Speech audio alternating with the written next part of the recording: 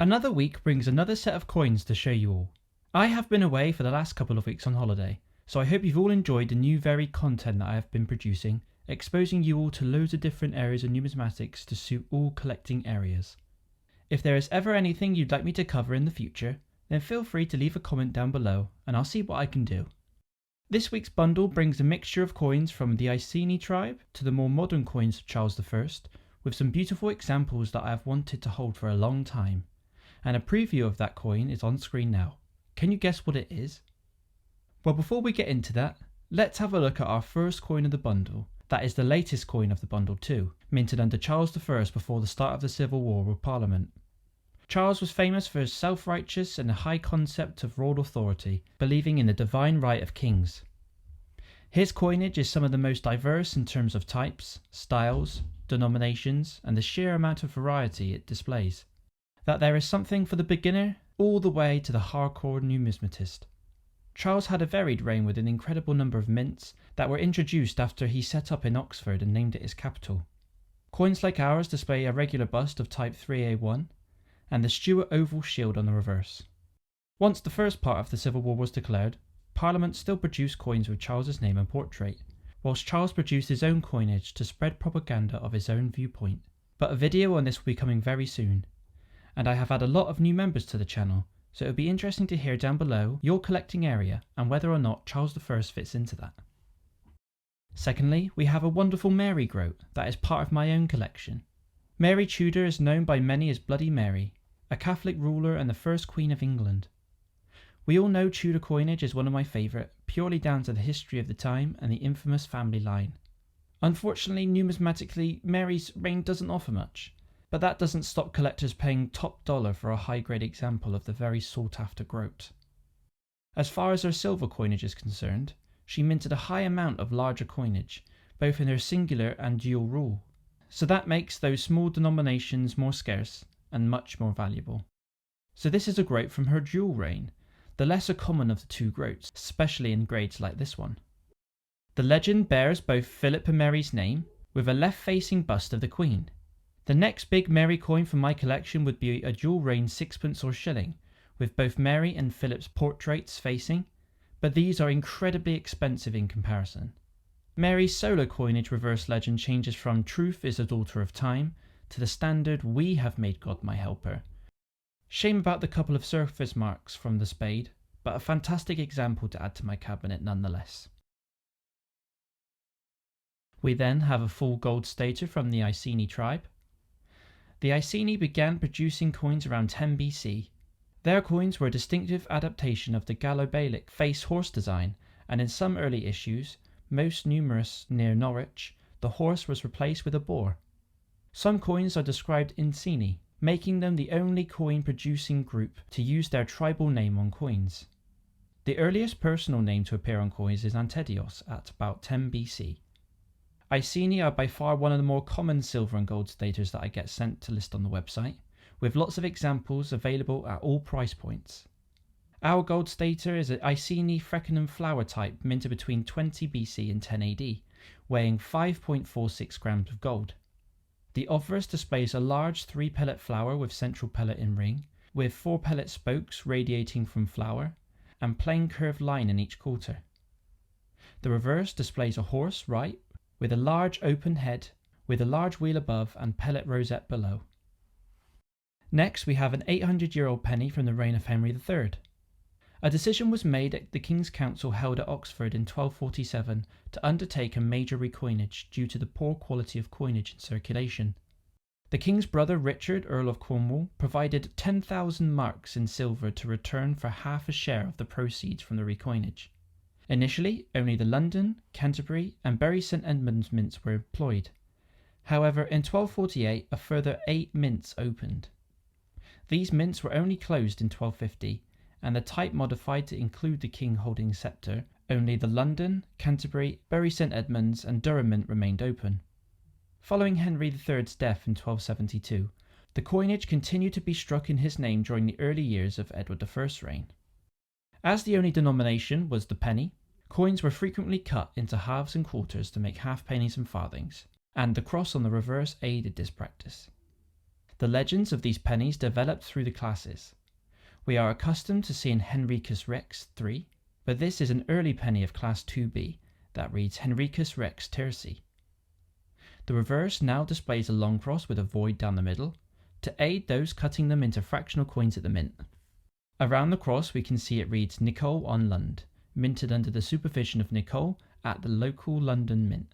The moneyers gained licenses that allowed them to mint coins at the same time as other moneyers in their own premises. The moneyers would buy in the silver, mint a number of coins and keep the leftover silver as profit. A big giveaway that this is an early coin is that the king isn't holding his scepter, as it wasn't implemented until class 4. Next, we have a half-groat from the reign of Edward III. Edward was very set on taking territories in France, and being the only king of England to also be crowned a king of France too. This, for us numismatists, has created an incredible array of coins for us to study, appreciate, and learn to ID. The 500 years before Edward's succession saw very little coinage being minted in any other denomination apart from the penny. Edward I failed to introduce the large and much needed silver groat as it was minted underweight. It wasn't until the fourth coinage of Edward III in 1351 that the groat and half-groat were introduced, and the groat became a staple of English currency until the Tudor times, when they needed the larger denomination, which ended up being the shilling.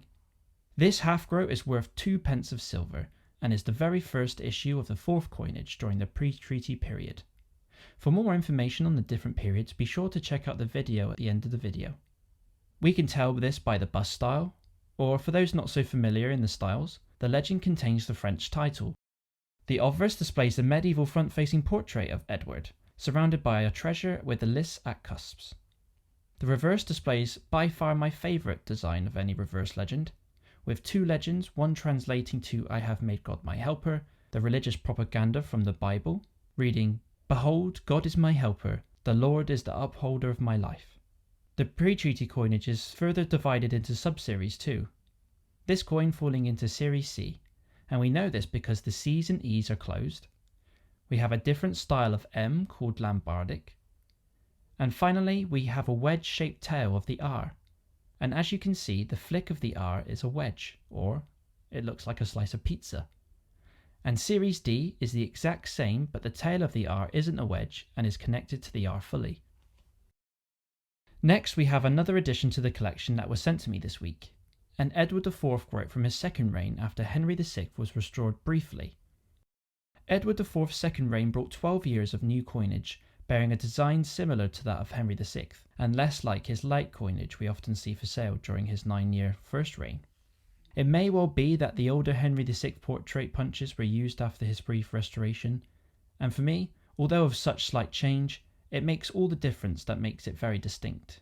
I do have a video coming very soon on a handful of medieval groats, for you to get used to and study the differences, as I know many have asked. This coin displays the king crowned facing, with the legends reading Edward by the grace of God, King of England and France. Like the Edward III half-groat, Edward IV carries the 2 legend reverse design, with both legends repeating too. We see a dramatic reduction in the silver and gold weight in Edward's first reign, and we categorise these changes into heavy and light coinages. So this was something the king was obliged to do in 1464, as the currency of the country was on the verge of one of those periodically reoccurring crises, inseparable from a system where money has an intrinsic value and new supplies of bullion are not sufficient to replace the loss through wear and tear. In that year, under the stress of the costly civil war, the king virtually reduced the weight of both gold and silver money. Historians have doubted the wisdom of this action on the king's part, but it seems likely that he had no choice, and there is no other way apart from debasing the coinage that this currency could be preserved. But the change was not without an advantage to the king. Not only did he derive profit through the usual charges, but the vast recoinage of silver spread his name on the new money throughout the length and breadth of the land. To a king whose title was open to some doubt, prestige was everything, and it is not irrelevant to add that Henry VI in his restoration coinage showed a similar eagerness to replace Edward's name by his own.